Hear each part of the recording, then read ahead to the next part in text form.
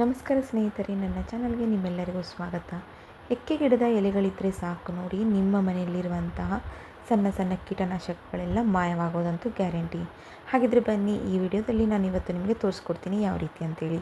ಹಳ್ಳಿಗಳು ಪದೇ ಪದೇ ಮನೆಯಲ್ಲಿ ಹೆಚ್ಚಾಗ್ತಾ ಹೋದಂಗೆ ಇನ್ಫೆಕ್ಷನ್ಸ್ ಜಾಸ್ತಿ ಆಗೋಕ್ಕೆ ಸ್ಟಾರ್ಟ್ ಆಗುತ್ತೆ. ಅದರಲ್ಲೂ ಹಳ್ಳಿಗಳೇನಾದರೂ ಅಡುಗೆ ಮನೆಯಲ್ಲಿ ತುದಿಯಲ್ಲಿ ಇದ್ದುಬಿಟ್ರೆ ಯಾವಾಗಪ್ಪ ಮೇಲ್ಗಡೆ ಬೀಳುತ್ತೆ ಅನ್ನೋ ಭಯನೇ ಹೆಚ್ಚಾಗಿರುತ್ತೆ. ಅಡುಗೆಯಲ್ಲಿ ಬಿದ್ದುಬಿಟ್ರೂ ಕೂಡ ಭಯ ಬರುತ್ತೆ. ಏನು ಕೂಡ ಓಪನ್ ಮಾಡಿಡೋಕೆ ಆಗೋದಿಲ್ಲ ಅಡುಗೆ ಮಾಡಿರುವಂಥ ಐಟಮ್ಗಳನ್ನು. ಈ ರೀತಿ ಇದ್ದಾಗ ಹಳ್ಳಿಗಳನ್ನು ಮನೆಯಿಂದ ಯಾವ ರೀತಿ ಓಡಿಸ್ಬೋದಂತ ಸುಲಭ ವಿಧಾನದಲ್ಲಿ ನಾನು ನಿಮ್ಗೆ ಇವತ್ತು ತೋರಿಸ್ಕೊಡ್ತಾ ಇದ್ದೀನಿ. ಹಾಗಿದ್ರೆ ಬನ್ನಿ, ಫಸ್ಟು ನಾನು ಇಲ್ಲಿ ಎಕ್ಕದ ಎಲೆಗಳನ್ನು ತೊಗೊಂಡಿದ್ದೀನಿ. ಎಕ್ಕದ ಎಲೆ ಏನಿರುತ್ತೆ ನೋಡಿ, ಬಿಳಿದಾಗಿರ್ಬೋದು ಅಥವಾ ಕಲರ್ದಲ್ಲಿ ಬರುತ್ತಲ್ವ, ಅದಾದರೂ ಪರವಾಗಿಲ್ಲ.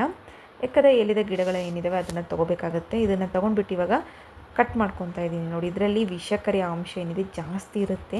ಹಾಗಾಗಿ ನಾನಿಲ್ಲಿ ಯಾವುದೇ ರೀತಿಯಾದಂಥ ಪಾತ್ರೆಗಳನ್ನು ಬಳಸ್ತಾ ಇಲ್ಲ. ಇದನ್ನು ನಾನು ಒಂದು ಕವರ್ನಲ್ಲಿ ಹಾಕಿ ಕುಟ್ಟಿ ಜಜ್ಜಿಟ್ಕೊತಾ ಇದ್ದೀನಿ. ನೀವು ಬೇಕಾದರೆ ಇದನ್ನು ನೀವು ಯಾವುದಾದ್ರೂ ಪಾತ್ರೆಗಳಲ್ಲಿ ಅಥವಾ ಕಲ್ಲುಗಳಿಂದ ನೀವೇನಾದರೂ ಜಜ್ಜೋ ಹಾಗಿದ್ದರೆ ಅದನ್ನು ನೀಟಾಗಿ ತೊಳೆದು ಒಂದು ಕಡೆ ಇಟ್ಕೊಂಬಿಡಿ. ಇಲ್ಲ ಸಪ್ರೇಟಾಗಿ ಅದರದ್ದೇ ಆದಂಥ ಒಂದು ಪಾತ್ರೆಗಳನ್ನು ಸಪ್ರೇಟಾಗಿ ಇಟ್ಕೊಂಬಿಡಿ.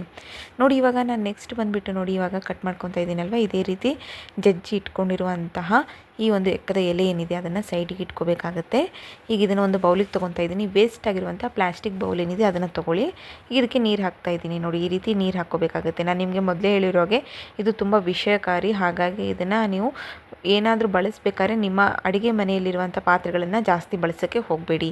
ನೋಡಿ, ಇವಾಗ ನಾನು ಇಲ್ಲಿ ಪ್ಲಾಸ್ಟಿಕ್ ಬೌಲ್ನ ತೊಗೊಂಡಿದ್ದೀನಿ. ಇದನ್ನು ಒಂದು 2 ಗಂಟೆಗಳ ಕಾಲ ಹಾಗೆ ಬಿಡಬೇಕಾಗುತ್ತೆ. ಅದರಲ್ಲಿರುವಂಥ ಕಲರ್ ಏನಿದೆ ನೋಡಿ ಚೇಂಜ್ ಆಗಬೇಕು, ಅಲ್ಲಿವರೆಗೆ ಇದನ್ನು ಹಾಗೆ ಬಿಡಬೇಕಾಗುತ್ತೆ. ನೋಡಿ, ಈಗ ರೆಡಿಯಾಗಿದೆ. ಇದನ್ನು ನಾವು ಏನು ಮಾಡ್ಬೋದಪ್ಪ ಅಂದರೆ ಒಂದು ಸ್ಪ್ರೇ ಬಾಟಲ್ನಲ್ಲಿ ಆ್ಯಡ್ ಮಾಡ್ಕೋಬೋದು. ಇದರಿಂದ ಬರೀ ಹಲ್ಲಿ ಅಷ್ಟೇ ಅಲ್ಲ, ಜಿರಳೆಗಳು ಕೂಡ ಆಗಿರ್ಬೋದು. ಈ ಸಣ್ಣ ಸಣ್ಣ ಜಿರಳೆಗಳೆಲ್ಲ ಸಿಂಕ್ ಹತ್ರ ಎಲ್ಲ ಜಾಸ್ತಿ ಆಗಿಬಿಟ್ಟಿರುತ್ತೆ. ಹಾಗೆ ಹಲ್ಲಿಗಳಿಗೆಲ್ಲ ಏನು ಮಾಡಬೇಕಪ್ಪ ಅಂತಂದರೆ ಈ ಬೌಲಲ್ಲಿರೋದನ್ನು ಒಂದು ಸ್ಪ್ರೇ ಬಾಟಲಲ್ಲಿ ಕನ್ವರ್ಟ್ ಮಾಡ್ಕೊಂಡ್ಬಿಟ್ಟು ಸ್ಪ್ರೇ ಮಾಡ್ಕೊತಾ ಹೋಗ್ಬಿಟ್ರೆ ಸಾಕಾಗುತ್ತೆ. ನೋಡಿ ಸ್ನೇಹಿತರೆ, ಎಷ್ಟು ಸುಲಭವಾದ ಕೆಲಸ ಅಂತಂದರೆ ನೀವು ಕೂಡ ಇದನ್ನು ಈಸಿಯಾಗಿ ಮಾಡ್ಕೋಬೋದು. ಈಗ ಇದನ್ನು ನಾನು ನಿಮಗೆ ಈ ಜಿರಳೆಗಳಿಗೆ ಕೂಡ ಇದು ಒಂದು ಒಳ್ಳೆಯ ಮನೆಮದ್ದು ಅಂತ ಹೇಳಿದರೆ ಸುಳ್ಳಾಗೋದಿಲ್ಲ. ಸಿಂಕ್ ಹತ್ರ ಎಲ್ಲ ಜಿರಳೆಗಳು ಜಾಸ್ತಿ ಆಗಿರ್ತವೆ ಅಲ್ವಾ, ಆ ಜಾಗದಲ್ಲಿ ಕೂಡ ನೀವು ಇದನ್ನು ಸ್ಪ್ರೇ ಥರ ಆದರೂ ಯೂಸ್ ಮಾಡ್ಬೋದು. ಇಲ್ಲ ಈ ನೀರನ್ನೇ ಸೀದಾ ತೊಗೊಂಡೋಗಿ ನೀವು ನಿಮ್ಮ ಸಿಂಕಿನ ಆಜು ಬಾಜು ಚಿಂಪಿಡಿಸಿದರೆ ಸಾಕಾಗುತ್ತೆ. ರಾತ್ರಿ ಸಮಯದಲ್ಲಿ ಇದನ್ನು ಹೆಚ್ಚಾಗಿ ಮಾಡ್ಕೋಬೇಕಾಗುತ್ತೆ. ನೆಕ್ಸ್ಟ್ ನೋಡಿ, ಸೇಮ್ ಅದೇ ರೀತಿಯೇ ಇನ್ನೂ ಒಂದು ಗ್ಲಾಸ್ ಮಾಡ್ಕೊತಾ ಇದ್ದೀನಿ. ಇನ್ನೊಂದು ಗ್ಲಾಸ್ನಲ್ಲಿ ಕೂಡ ಅಷ್ಟೇ ನಾನು ಇದನ್ನು ಸಿಂಕಿಗಾದರೂ ಹಾಕೋಬೋದು. ಇಲ್ಲ ಅಂತಂದರೆ ನಾನು ಅವಾಗ ಹೇಳಿದ ಹಾಗೆ ಇದನ್ನು ತೆಗೆದುಕೊಂಡ್ಬಿಟ್ಟು ಸ್ಪ್ರೇ ಬಾಟಲ್ನಲ್ಲಿ ಹಾಕಿಬಿಟ್ಟು ಇದನ್ನು ನೀವು ಗೋಡೆಯ ಮೇಲ್ಗಡೆ ಒಂದು ಸತಿ ಚಿಂಪಿಡಿಸಿದರೆ ಸಾಕಾಗುತ್ತೆ.